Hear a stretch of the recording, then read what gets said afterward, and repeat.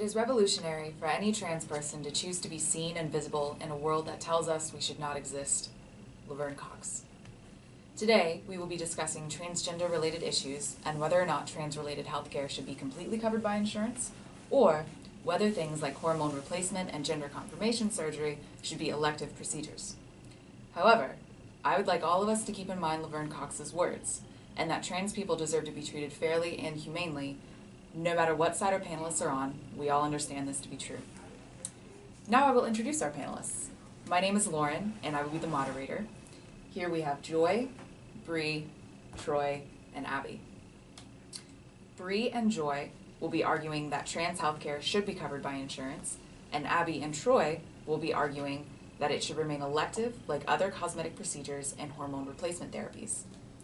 As John Farmer Jr. points out in his Georgia Law Review article from 2017, it is important to have a dialogue about the state of transgender issues in medicine and beyond so that we can transcend the politics of the moment to settle issues that are increasingly affecting our citizens. Before we begin, I will give you a few definitions of terms from the Glossary of Transgender Terms published by the Pittsburgh Post-Gazette in 2014. Transgender means that a person's gender identity does not match their assigned sex at birth, meaning someone born a girl could identify as a boy and could thus desire their physical body to match that gender identity. Sex reassignment or gender confirmation surgery is when someone actually undergoes the surgical procedure of changing their biological sex to their preferred gender identity. Finally, hormone replacement therapy is when someone takes the hormones to change their physical body. For example, a transgender woman taking estrogen to make her body more feminine. In the format of this debate, we will hear evidence from both sides, rebuttals from both sides, and finally, questions from both sides. So let's get started. Now that I've introduced the topics and panelists, let's hear from side one. Thank you, Lauren. So it's expensive. Not every trans person can afford sex reassignment surgery. It's hard for people from lower income backgrounds to get the advice, counseling, and medical attention they need as trans individuals. The cost for male to female reassignment is $7,000 to $24,000. The cost for female to male reassignment could exceed $50,000, according to plastic surgeon Alan Engler in his book Body Sculpture: Plastic Surgery of the Body for Men and Women.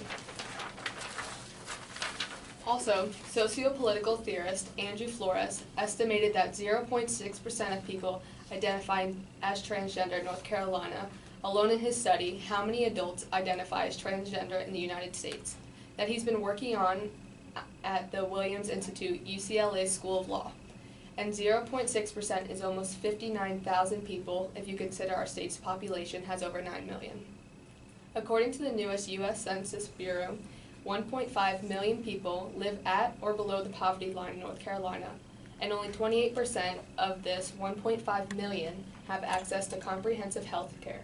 So if any of these trans individuals in North Carolina did live in poverty, it may also be safe to assume their access to health care is not meeting all of their needs.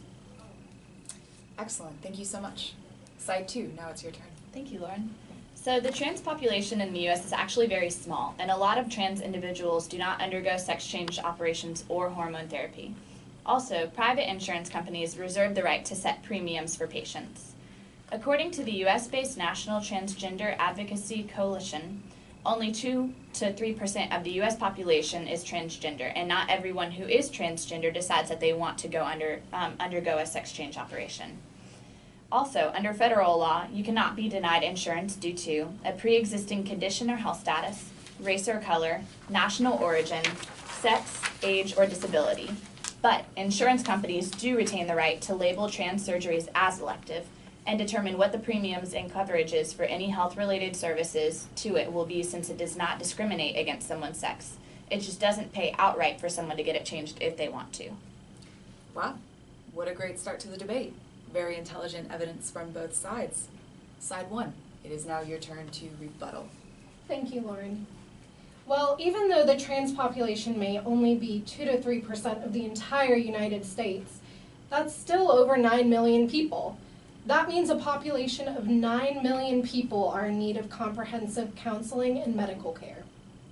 According to the National Center of Transgender Equality, the Affordable Care Act, Obamacare, makes it illegal to have automatic exclusions of trans-related care. However, the American Journal of Public Health has done numerous studies on trans discrimination in healthcare and found that, in a study done in Virginia, 41% reported experiences of transgender-related discrimination.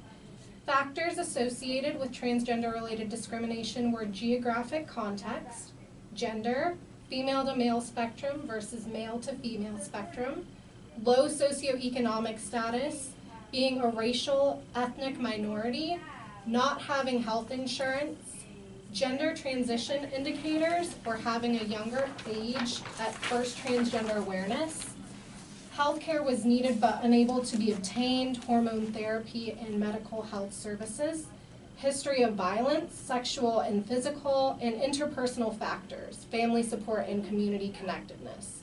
These findings suggest that transgender Virginians experience widespread discrimination in healthcare, employment, and housing. Thank you. Side 2, would you like to offer your rebuttal to side 1? Yes, I would. Listen, people have to pay for healthcare procedures that they need. Health insurance companies can set up payment plans to help them pay it bit by bit. However, these hormone replacements are elective. Therefore, they are not required to survive. Also, according to the U.S. National Library of Medication, hormone replacement therapies increase the risk of blood clots, breast cancer, stroke, heart attacks. So the patients is taking on a risk that when they decide that they want this kind of treatment. Insurance companies should not have the complete coverage trans-related healthcare needs. This example you gave in Virginia is just one instance and should not apply to everywhere. The Times says that gender replacement surgery is on the rise, and according to the Medical Society of Plastic Surgery, in 2016 there were 3,200 gender confirmation surgeries, a nearly 20% increase from 2015. Excellent. Thank you all so much for your brilliant points. So, we have heard from side 1 that trans-related healthcare can get very expensive, and that most of the trans population does not have the economic needs to receive the attention and care that they need. And that even though the Anti-Discrimination Act makes it illegal to discriminate against trans people, they still face opposition. Also, side 2 has told us about how the trans population is very small, and gender reassignment surgery is actually on the rise. So, the situation is not as dire as we would be led to believe. We will now transition to the second part of our presentation, where panelists from each side will ask one another questions. Bree, please ask Abby your question. All right, Abby, my question for you is, do you think that just because the transgender population is small, they don't deserve the same attention and ethical care that a larger population would? So yeah, thank you for your question. I do not believe the size of the population determines whether or not we should care, but I do believe that we need to have an accurate perspective on exactly who it is we're talking about and exactly what the medical facts are saying about this group. Thank you. Abby, now it's your turn. So, given your statistics on the trans population and the number of people in poverty in North Carolina, why do you say it's safe to assume that a lot of trans people are not receiving adequate care? So based on reports like the one we heard about Virginia, trans people are facing discrimination and socioeconomic factors that make it difficult for them to receive health care and or pay for the medical attention that they need. What the laws and medical reports say are not the only thing that matters. The real-life stories of these individuals walking into these hospitals and doctors' offices is also of vital importance. What a great set of questions. Thank you both. Joy, I believe you have a question for Troy. I do. Troy, do you think that just allowing people the option for trans-related health care is enough, and that the insurance companies shouldn't pay for it? Well, yes, I do. People have to pay for medical procedures and medicine that they need all the time, for things such as cancer, depression, broken bones, so on and so forth. The trans population should not automatically get a free ride when there's a child with cancer that has to also pay thousands of dollars for treatment.